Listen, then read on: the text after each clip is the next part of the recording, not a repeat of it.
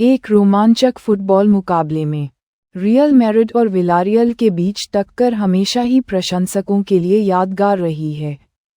ये लेख दोनों टीमों के इतिहास, वर्तमान फॉर्म, प्रमुख खिलाड़ियों और आगामी मैच की रणनीतियों का विश्लेषण करता है, ये जानने के लिए कि कौन सी टीम इस बार बाजी मारेगी। परिचय। फुटबॉल की दुनिया में कुछ मुकाबले ऐसे होते हैं जो महज एक खेल से कहीं बढ़कर होते हैं।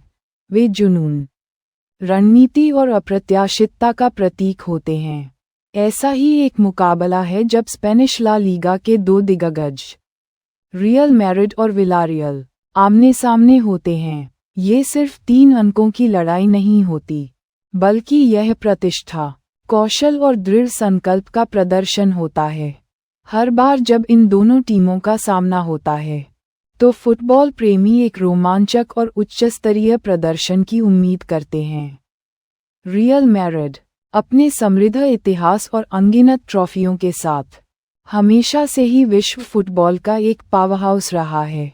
वहीं विलारियल, जिसे अक्सर येलो सबमरीन के नाम से जाना जाता है, ने अपनी लगातार अच्छी प्रदर्शन और यूरोपीय प्रतियोगिताओं में अपनी छाप छोड़कर खुद को एक मजबूत दावेदार के रूप में स्थापित किया है।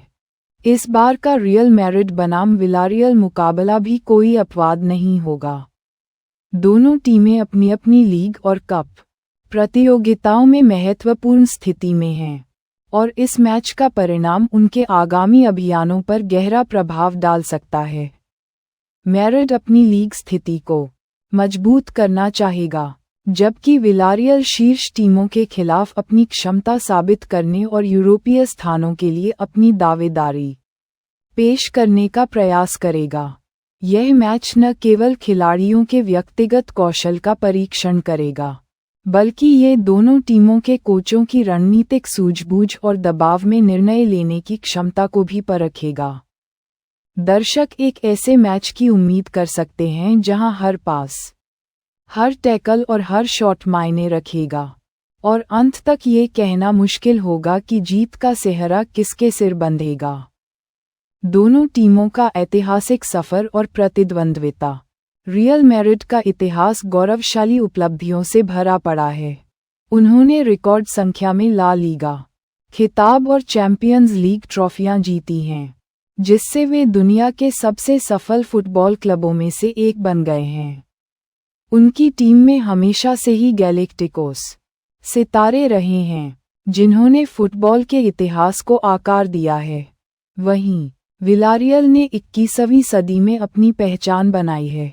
एक छोटे शहर के क्लब से निकलकर उन्होंने लगातार ला लीगा में शीर्ष 6 में जगह बनाई है और यूरोपीय प्रतियोगिताओं में भी शानदार प्रदर्शन किया है, जिसमें यूएफए यूरोपा लीग जीतना और चैंपियंस लीग सेमीफाइनल तक पहुंचना शामिल है।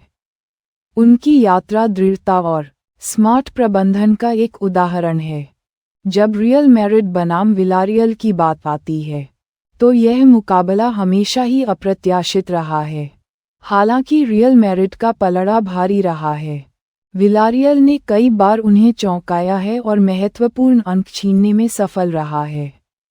उनके बीच के मैच अक्सर कड़े होते हैं, जिसमें दोनों टीमें अपनी पूरी ताकत झोंक देती हैं। विलारियल की टीम अपनी संगठित रक्षा और तेज पलटवार के लिए जानी जाती है, जो अक्सर मैड्रिड के आक्रामक खेल को चुनौती देती है।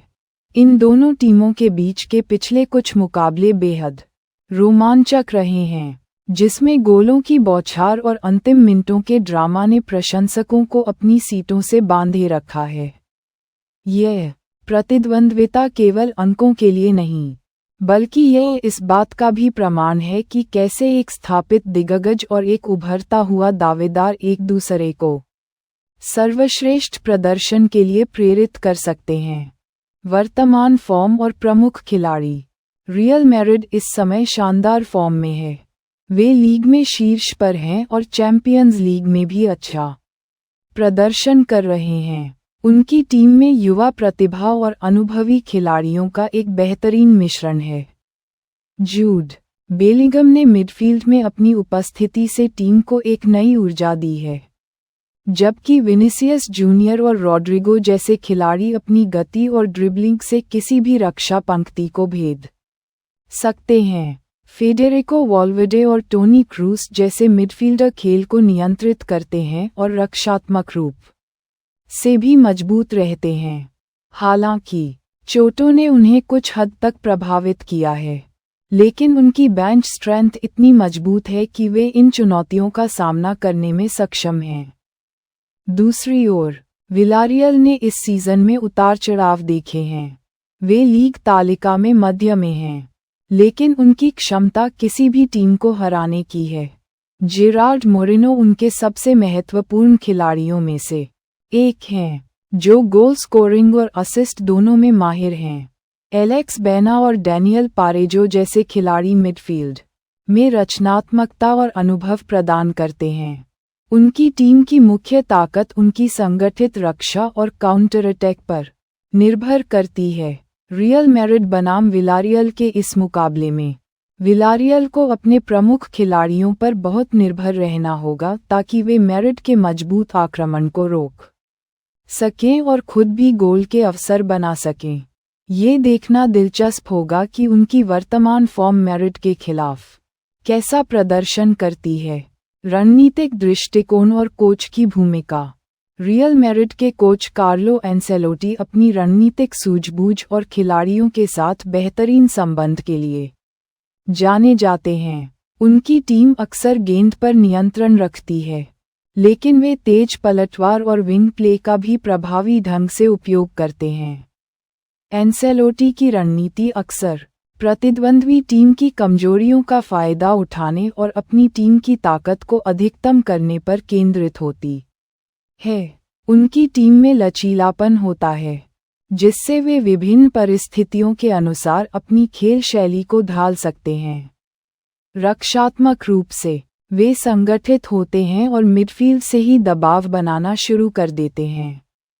विलारियल के कोच मार्सेलिनो गार्सिया-टोराल अपनी टीमों को अच्छी तरह से संगठित करने और उन्हें एक स्पष्ट खेल योजना के साथ खेलने के लिए जाने जाते हैं। उनकी टीमें अक्सर कॉम्पैक्ट होती हैं, जिससे प्रतिद्वंद्वी को जगह बनाने में मुश्किल होती है।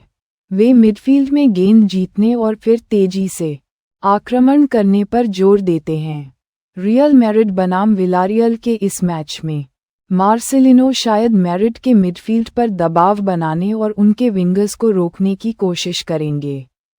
एंसेलोटी को विलारियल की संगठित रक्षा को तोड़ने के लिए रचनात्मक समाधान खोजने होंगे, जबकि मार्सेलिनो को मैड्रिड के व्यक्तिगत कौशल और गति का मुकाबला करने के लिए अपनी रक्षात्मक रणनीति को मजबूत करना होगा। यह मैच कोचों के बीच एक रणनीतिक शतरंज का खेल होगा, जहां एक छोटी सी गलती भी भारी पड़ सकती है। मैच के संभावित परिणाम और महत्वपूर्ण कारक।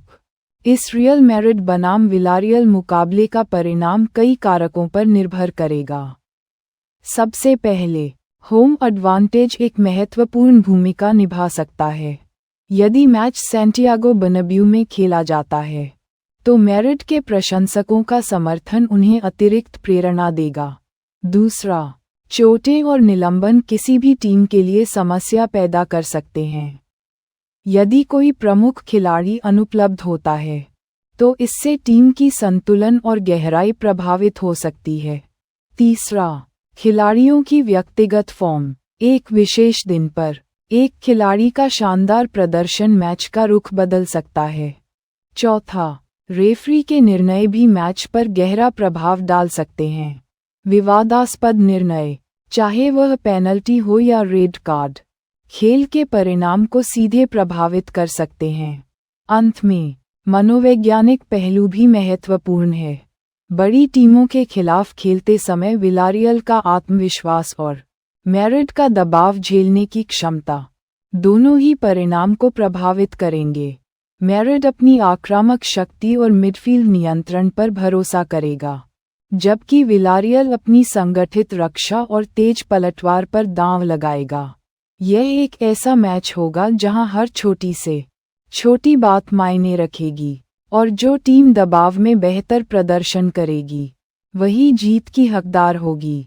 निष्कर्ष: रियल मैड्रिड बनाम विलारियल का मुकाबला हमेशा ही ला लीगा कैलेंडर पर एक हाइलाइट रहा है, और यह आगामी मैच भी कोई अपवाद नहीं होगा।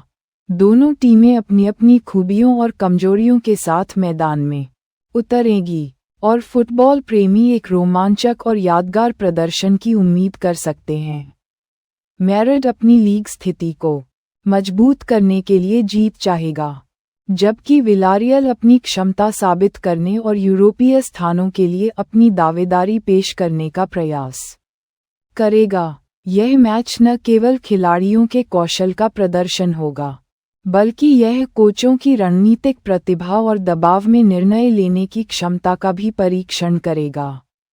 ये देखना दिलचस्प होगा कि कौन सी टीम इस बार बाजी मारती है और कौन से खिलाड़ी हीरो बनकर उभरते हैं। आपकी राय में इस रोमांचक मुकाबले में कौन सी टीम जीत का परचम लहराएगी और क्यों?